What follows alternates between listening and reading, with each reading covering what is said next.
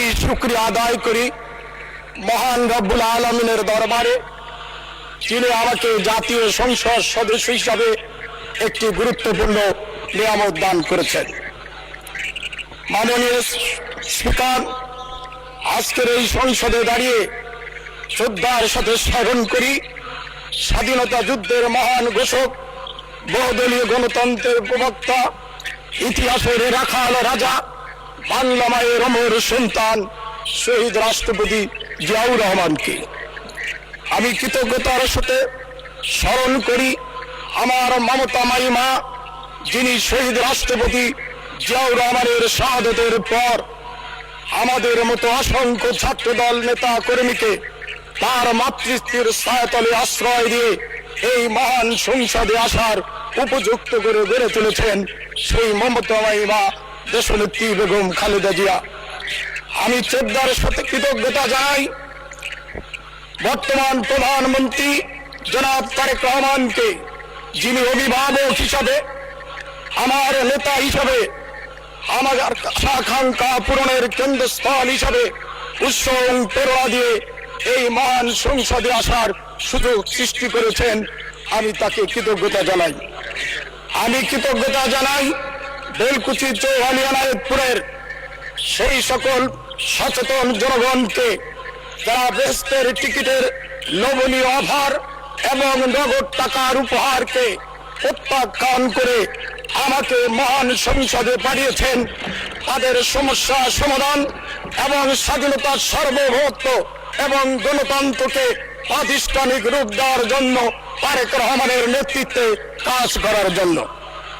মাননীয় স্পিকার, আমার বেলকুচি চৌহালি আমার ভালোবাসার কেন্দ্রস্থল, আমার অস্তিত্বের ঠিকানা। আমার সেই অস্তিত্ব আজ যমুনা নদীর ভাঙনে বিলীন হয়ে যাচ্ছে।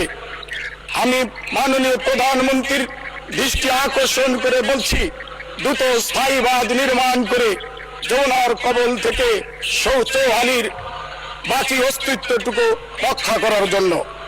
মাননীয় স্পিকার, আমার এই জনপদ শুধু একটি ভৌগোলিক সীমারেখা নয়, আমার এই ভৌগোলিক অঞ্চল একটি অর্থনীতির কেন্দ্রবিন্দু।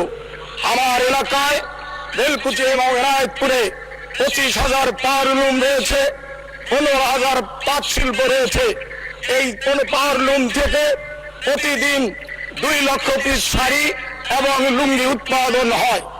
আজকে সুতা রঙের মূল্য বৃদ্ধি, কাঁচামালের অভাব এবং সরকারি পৃষ্ঠপোষকতার অভাবে তাঁত শিল্প আজ ধ্বংসের পথে। আমরা যদি এই তাঁত শিল্পকে রক্ষা করতে না পারি, তাহলে আগামী দিনে বৈদেশিক মুদ্রা ব্যয় করে আমাদেরকে এই শাড়ি এবং লুঙ্গি বিদেশ থেকে আমদানি করতে হবে। তাই মাননীয় প্রধানমন্ত্রীর দৃষ্টি আকর্ষণ করছি, আমার এই অঞ্চলকে শিল্প অঞ্চলে ঘোষণা করা হোক, সেই সাথে শিল্পের সকল সুযোগ সুবিধা নিশ্চয়তা দেওয়া হোক। মাননীয় স্পিকার, জুলাই বিপ্লব কোন কিতাবের বিষয় নয় যে আমি কিতাবে লিখলাম, সুন্দর করে রুমাল দিয়ে বাঁধাই করে আলমারির উপরে রেখে দিলাম, এটা জুলাই বিপ্লব না। জুলাই বিপ্লব অনুভূতির বিষয়, জুলাই বিপ্লব উপলব্ধির বিষয়, জুলাই বিপ্লব বাস্তবায়নের বিষয়। আমরা দৃঢ়তার সাথে বলতে পারি, ইতিমধ্যেই প্রধানমন্ত্রীর নেতৃত্বে বাংলাদেশে জুলাই বিপ্লব বাস্তবায়ন হচ্ছে। জুলাই বিপ্লব মানে বৈষম্যহীন সমাজ, জুলাই বিপ্লব মানে নতুন রাজনৈতিক পরিবেশ সৃষ্টি করা, জুলাই বিপ্লব মানে ফ্যাসিবাদ যাতে আবার পুনরায় ফিরে না আসে সেই বন্দোবস্ত করা। আমরা লক্ষ্য করেছি ইতিমধ্যে আমাদের প্রধানমন্ত্রী যে পদক্ষেপ নিয়েছেন, এর মধ্যে দিয়েই বাংলাদেশে জুলাই বিপ্লব বাস্তবায়ন হবে। মাননীয় স্পিকার, সময় একটু বাড়িয়ে দিলে কৃতজ্ঞ থাকব। আমি বিরোধী দলের বন্ধুদের বলতে চাই, আমরা জাতি হিসাবে অনেকটা কৃতজ্ঞ। আমাদের আপনাকে কৃতজ্ঞতার বন্ধনে আবদ্ধ করে 2 মিনিট সময় বাড়ানো হলো। মাননীয় স্পিকার, আমি বিরোধী দলের বন্ধুদের বলছি, আমরা জাতি হিসাবে অকৃতজ্ঞ, আমাদের মধ্যে কৃতজ্ঞতা বোধের অভাব রয়েছে। আমাদের সকলেরই কৃতজ্ঞতা থাকা উচিত। আমি বিশ্বাস করি 1971 সালের যেদিন মহারথীর স্বাধীনতার ঘোষণা দেওয়ার কথা ছিল, সেই মহারথী কিন্তু সেদিন পালিয়ে গেছিলেন।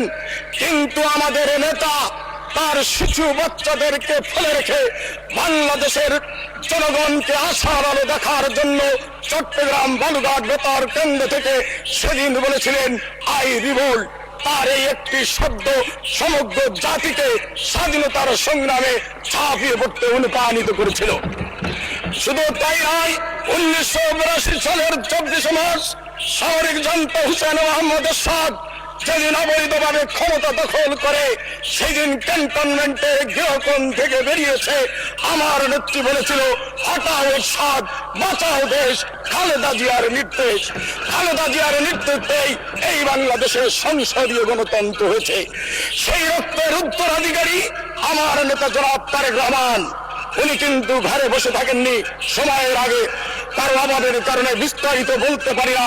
শুধু একটি কথাই বলতে চাই, আজকে অনেকে জুলাই বিপ্লব বলে অনেক কথা বলছে, কিন্তু আমার নেতা কিন্তু সেদিন বলেছিল যদি তুমি ভয় পাও তবে তুমি শেষ, যদি তুমি রুখে দাঁড়াও তবেই বাংলাদেশ। আমার নেতা তারেক রহমানের নেতৃত্বে এই বাংলাদেশ প্রতিষ্ঠা হয়েছে। মাননীয় স্পিকার,